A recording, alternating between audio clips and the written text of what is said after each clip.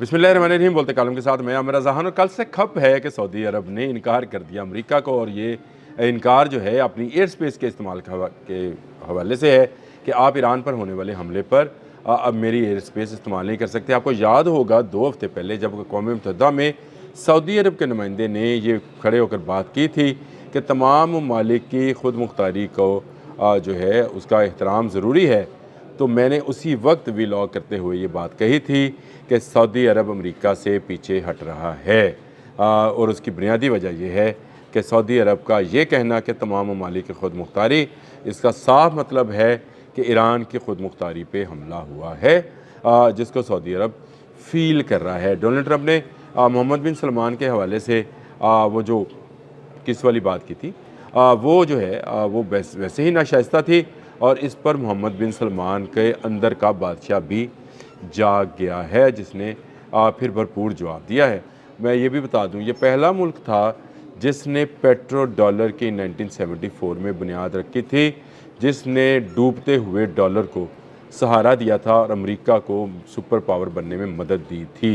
King Faisal ने का गलत फ़ैसला कि पेट्रोलियम को डॉलर के साथ मुंसलिक कर देना, ये इतना गलत फ़ैसला था जिसका खमियाजा आज के दिन तक हम भुगत रहे हैं, एक कागज़ की बुनियाद पर।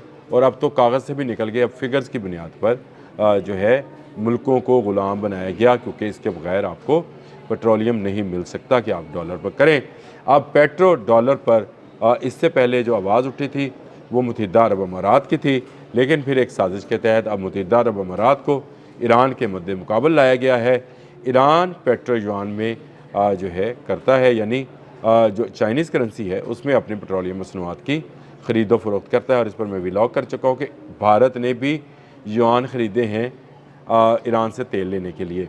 तो इसका मतलब ये है कि मुत्तहिदा अरब अमारात वापस पेट्रो डॉलर की तरफ चला गया है। लेकिन चीन जो है आहिस्ता आहिस्ता वो तमाम हरबे इस्तेमाल कर रहा है जिसके तहत वो इस पूरे इलाके के अंदर या इस खत्ते के अंदर अपनी बालादस्ती और सुपर पावर होने का जो है वो इजहार कर सके या ऐलान कर सके। और अब जब इस माह डोनाल्ड ट्रंप ने जाना है चाइना, सऊदी अरब की तरफ से ये इनकार कि उसकी एयर स्पेस को ईरान पर हमलों के लिए इस्तेमाल नहीं किया जाएगा, एक बहुत मीनिंगफुल बयान है। मोहम्मद बिन सलमान खुलकर सामने आ गए हैं, और अब वो आने वाले दिनों में पेट्रो डॉलर से भी जो है छुटकारा हासिल करने वाले बाकायदा पहले मुल्क बन जाएंगे और पेट्रो युआन जो है कर देंगे। और हाथी के पाँव में सबका पाँव, सऊदी अरब सबसे बड़ा ओपेक का रुकन है, इसी ने पेट्रो डॉलर इंट्रोड्यूस करवाया था। अब ये पेट्रो युआन की तरफ चला जाएगा, चाइना का कंट्रोल हो जाएगा इस आपने हरमुज़ पर भी, क्योंकि ईरान पहले से उसके साथ इत्तेहादी है और सऊदी अरब उसका नया इत्तेहादी होगा। यूँ आने वाले दिनों में चीन इस खत्ते में बहुत ज़्यादा अहमियत अख्तियार कर जाएगा, ना सिर्फ दफ़ाई नुक्ता नज़र से बल्कि पेट्रोलियम मसनूआत की हवाले से भी, क्योंकि वेनेज़ुएला में पड़ने वाली मार के बाद चीन ने एक सबक सीखा कि कभी कोई जगह खाली नहीं छोड़नी चाहिए। अगर आप खाली छोड़ेंगे तो उसको फिल करने के लिए कोई ना कोई ताकत ज़रूर आएगी।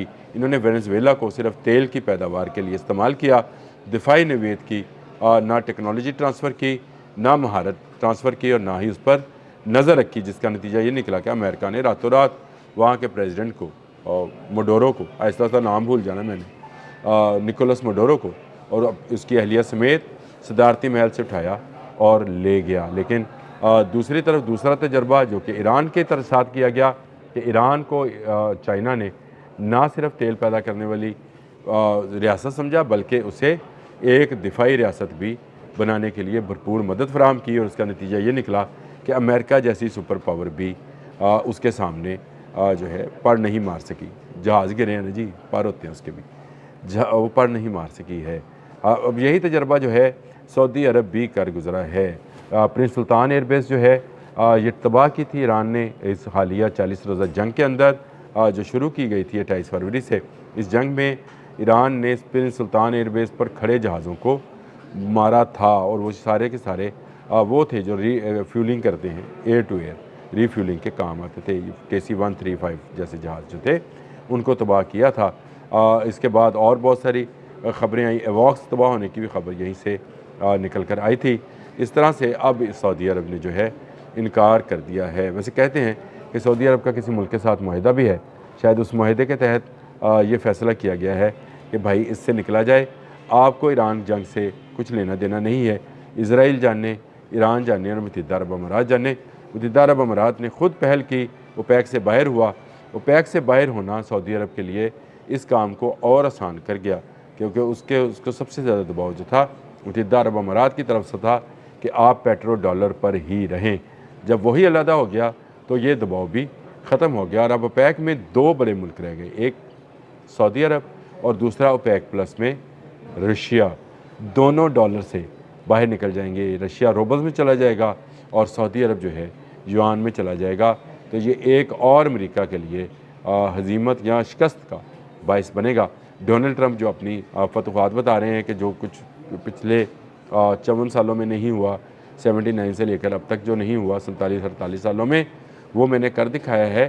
جی ہاں، بالکل آپ نے امریکہ کو واپس جو ہے اس دور میں دھکیلنے کی کوشش کر دی ہے جو کہ 74 میں تھا، جب کنگ فیصل نے سہارا دینے کے لیے امریکی معیشت کو پیٹرو ڈالر کو منظور کیا تھا، لیکن محمد بن سلمان اس سے ہٹ گیا ہے۔